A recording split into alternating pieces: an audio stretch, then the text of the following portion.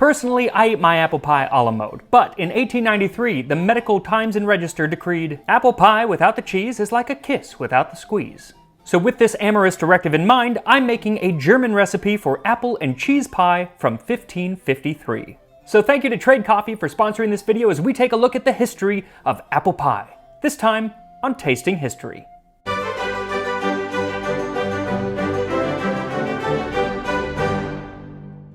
Today's recipe comes from the 1553 German cookbook Das Kochbuch der Sabina Welsrin. To make an apple tart. Take apples, peel them and grate them, then fry them in fat.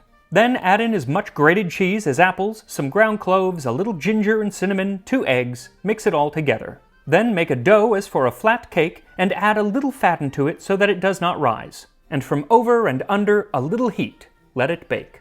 Now I don't really know what the dough that she mentions is like because the translation could actually refer to a number of different things. But there is a contemporary 16th century recipe, albeit from England, for to make a short paste for tart. Take fine flour and a curtsy of fair water, and a dish of sweet butter and a little saffron, and the yolks of 2 eggs, and make it thin and as tender as ye may. So I'll go ahead and use those instructions for our tart dough. So for this recipe, what you'll need is 5 medium apples. Now the type of apple that was used is pretty much up to you. They had all sorts of different varieties in Germany at the time, so I'm going with something on the sweeter side because there is no sugar added to this dish, and so you want something sweet. 3 cups or 340 grams of grated cheese. I'm using Emmentaler cheese. It was available in Germany at the time, and I like it, and it's fairly mild, but you can use pretty much whatever you want. Just stick with something on the more mild side and something hard and grateable. 2 eggs, 1/8 teaspoon of cloves, 3/4 of a teaspoon of ginger, 1 teaspoon of cinnamon, 3 tablespoons of butter or lard for frying, and 1/4 teaspoon of salt. So that's all that you need for the filling, but for the crust you'll need 2 cups or 240 grams of flour, 2 egg yolks, 6 tablespoons or 85 grams of butter, a pinch of saffron soaked in a tablespoon of water, and 1/4 cup or 60 milliliters of water. So first, make the dough. Work the butter into the flour with your fingers, and then add the 2 egg yolks and the saffron and work that in. Then slowly add the water, but only as much as it takes to have the dough come together. You may not need the whole 1/4 cup. Then cover the dough and let it rest for 30 minutes. And while the dough rests, go ahead and treat yourself to a nice cup of coffee, or at least that's what I'm going to do, courtesy of today's sponsor, Trade. Trade is a great way to discover some of the nation's best local roasters. Trade matches you to your own personal selection of coffee, which is roasted and shipped out within 24 hours of ordering, all in compostable packaging. Just start by taking a short quiz on how you take your coffee and some of your flavor preferences, and then Trade will curate your matches. Then you can decide on how often you want it delivered to your door. And if you don't like that first bag, they'll send you a different bag for free. And since you get to rate the coffees that they send you, each delivery is more in tune with your tastes. And by now, they've got me pegged.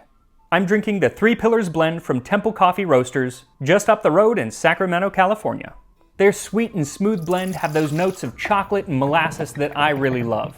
And while it's smooth enough even for me to drink black, I still prefer it with a lot of cream. And viewers of Tasting History will get their first bag for free when they sign up, so just click the link in the description and take the quiz today to get started. Oh, and shipping is free. Now back to the dough. Once the dough is rested, turn it out onto a lightly floured surface and then roll it out. This dough is wonderfully forgiving and easy to work with. Once you've rolled the dough out, line a tart or a pie dish with it, and then while not completely necessary for this, I do prefer to blind bake it just so I don't get a soggy bottom. So line the crust with some aluminum foil and then add in baking beans, and then set it in an oven at 425 degrees Fahrenheit, 220 Celsius for 15 minutes. Then take it out, remove the beans and foil, and bake it for another 5 minutes or until the base of the crust is completely dry, and then let it cool. And while it cools, you can go ahead and make your filling. So peel your apples and grate them, and then set a pan over medium heat and melt your butter or lard, and then add in your apples and fry them for about 5 minutes. The recipe is not particularly specific as to what you're looking for as you fry these apples. I'm assuming that it's to reduce the amount of liquid that's going to go into the pie, as well as to release some of those more aromatic apple-y notes. You do want to make sure to keep moving the apples around the pan as they fry, just so they don't burn. And then remove them from the heat and transfer them to a bowl, and while they're still hot, add in the cheese, the cloves, the ginger, the cinnamon, and the egg, and mix everything together. The cheese should start to melt, so it'll help bind the mixture together. Then spoon the mixture into the cooled crust, smooth the top, then bake at 350 degrees Fahrenheit or 175 Celsius for 45 to 50 minutes. And you'll want to keep an eye on the crust. If it does start to darken a little bit faster than you want, just put a pie shield or some aluminum foil around the outside. Now, while this isn't the hardest recipe I've done on the show, it's also not the easiest by any stretch, and so I don't quite get that phrase, "it's easy as apple pie." I can think of a lot of things that are easier than making this apple pie. One of those things is making sure that you're subscribed to Tasting History by clicking the subscribe button and the notification bell so you never miss an episode. And another thing that's also pretty much just as easy is to sit back, relax, and listen while I teach you about the history of apple pie. As American as apple pie. That's how the saying goes, but is it true? Because the very first recipe that we have for something like apple pie comes from England in the year 1381 and is for a tarts in apples. Take good apples and good spices and figs and raisins and pears, and when they are well y-brayed, color with saffron well, and do it in a coffin, and do it forth to bake well. Now, this recipe is often credited as being written by Geoffrey Chaucer. It wasn't. It actually comes from Douce Manuscript 257, which was compiled around the same time and by the same person who compiled the Form of Cury in the 18th century. But regardless of where it comes from, it's really an interesting recipe. It calls for apples and pears and figs and raisins, though at this time the term raisin could just mean grape, so we don't know if they're dried or actual grapes. In French, it still means grape. Also, the texture is probably kind of weird because y-brayed, the word y-brayed means pounded in a mortar, so it would have been made into almost like a sauce or a paste. And that seems to be how they were done for quite some time, because even in our 16th century recipe, while they're not mashed, they're grated, and so you get a more mushy pie than the pie that we would eat today. And even when we do find a recipe that does call for sliced apples, a 1514 Dutch recipe for appeltaarten, once it's baked, you open the pie and mash the cooked apples, and then add in cream. It actually sounds really tasty and probably like a wonderful pudding, but still very different from how we would eat it today. It's not until the Elizabethan age that we start to see recipes that spare the poor apple from the degradation of being sauced. And perhaps it's that difference that allowed the apple pie to start receiving the media attention that it so sorely deserved. In 1590, the English dramatist Robert Greene wrote a work that complimented a lady by saying, "Thy breath is like the steam of apple pies." And I suppose that if it was cold out and she had just had some cinnamon or ginger to freshen her breath, then the comparison is apt. But let's take a moment and look at this picture of Robert Greene. It's called Suited in Death's Livery, and it's him at work while wearing the death shroud that he was buried in. And I don't exactly know why that is. Maybe it's because he was still having works published after his death, kind of like Tupac, but it's just kind of weird and interesting, and I love it.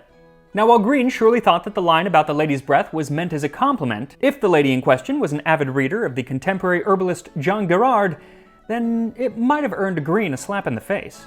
For Guérard says, "The pulp of roasted apples, mixed to a froth in water and drunk by the quart, has benefited those with gonorrhea," which gives a whole new meaning to the phrase, "an apple a day keeps the doctor away." Now, unfortunately for the venereal health of those early English settlers in America, there were no apples in the New World. Not for eating, at least. They did have crab apples, which were small and sour, and mostly used for making cider, but not for pie. But it wasn't long before good English apples and good English honeybees made their way to our shores, putting apple pie on American menus. The first mention was on October 1st, 1697, by Samuel Sewall, most famous for being a judge in the Salem witch trials and being one of the few to show any regret after the fact. But in 1697, he was not persecuting young women for witchcraft, but picnicking on Hog Island, where he had butter, honey, curds, and cream, for dinner very good roast lamb, turkey, fowls, apple pie. So when I was 12, I had the very good fortune to visit Japan with the choir that I sang with, and my mom said, "Write a journal while you're there." And so I brought the journal and pretty much wrote down everything that I was eating, which kind of irked her because I think that was pretty much all that I logged in there. But if Samuel Sewall, one of the great diarists in American history, could track his food, then I stand by my 12-year-old food log. Though my food log was nothing compared to the travel log of 18th century Lutheran missionary Israel Acrelius. When he traveled from Sweden to the colony of New Sweden in Delaware, he wrote, "Apple pie is used throughout the whole year, and when fresh apples are no longer to be had, dried ones are used. It is the evening meal of children. House pie in country places is made of apples neither peeled nor freed from their cores, and its crust is not broken if a wagon wheel goes over it. Terrible review for a pie. Apple pies of New Sweden, 1 star. And with the reputation of American apple pies dragged through the mud, someone had to step up.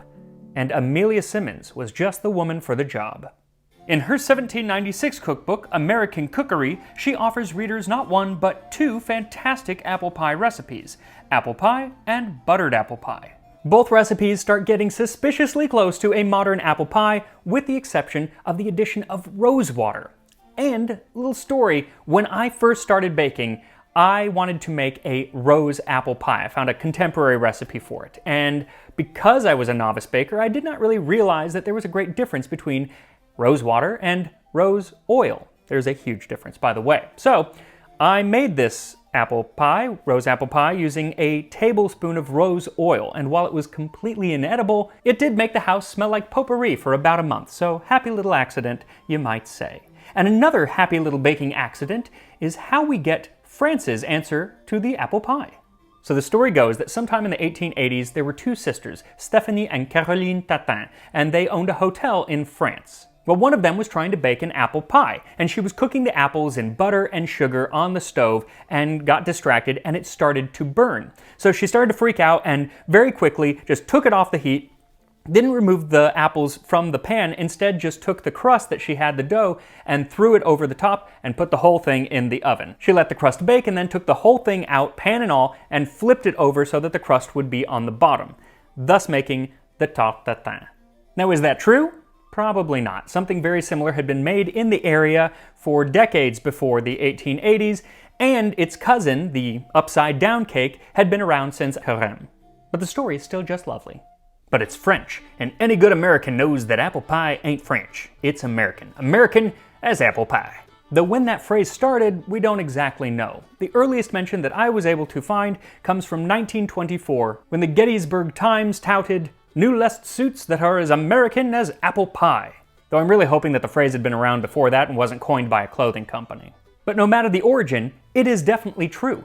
We in America have embraced the apple pie, and in so many varieties. Apple cobbler, apple brown Betty, apple crisp, and the wonderfully named trio apple pandowdy, apple grunt, and apple slump, which are typically made by lining an iron pot with bread dough and then filling it with apples and molasses before baking it.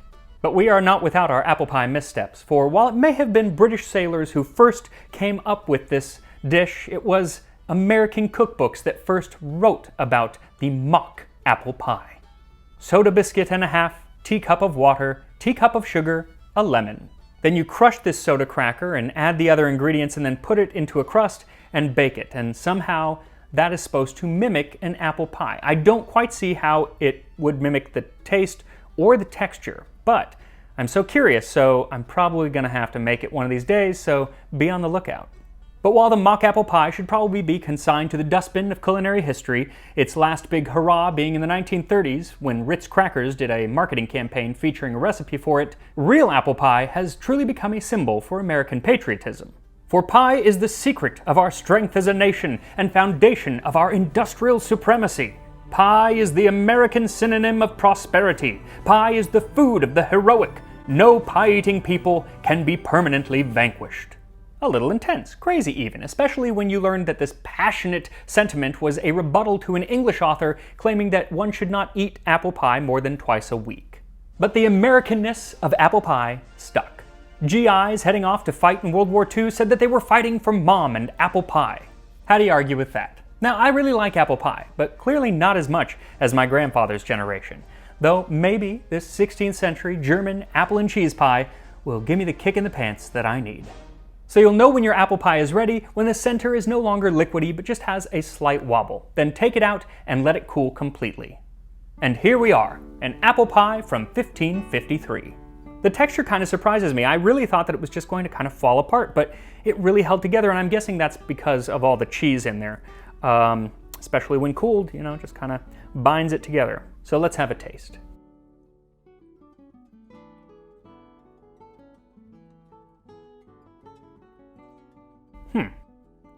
This is not at all what I expected. The texture is actually really nice. It's soft and silky. It's not as dense as I thought. Because of all the cheese it would be very dense. It's not at all. It's really, really nice. The flavor is just You know what? It doesn't remind me of apple pie. It reminds me of more like a quiche. Again, because of all the cheese, I guess. You get the apple, but because there's no sugar, that's not the flavor that really comes through. It's very savory. It's like eating an apple with cheese, which is delicious, but not what I think of when I think of apple pie. The spices are there, which give a hint of that kind of apple pie idea, and it really lifts the other flavors. But I want sugar. I would make this again, but I would add probably like 3/4 of a cup of sugar, a lot of sugar. It's savory. It's like a quiche. So if you are going to make this, you got to be really careful with what cheese you choose. Get something very, very mild. I think that that's very important. Otherwise, it's just going to blow the apples out of the pie. For me, I'm probably going to stick with regular old American apple pie a la mode, which is French. So make sure to use my link in the description to get your first bag of Trade Coffee for free. Make sure to follow me on Instagram, Tasting History with Max Miller, and I will see you next time on Tasting History.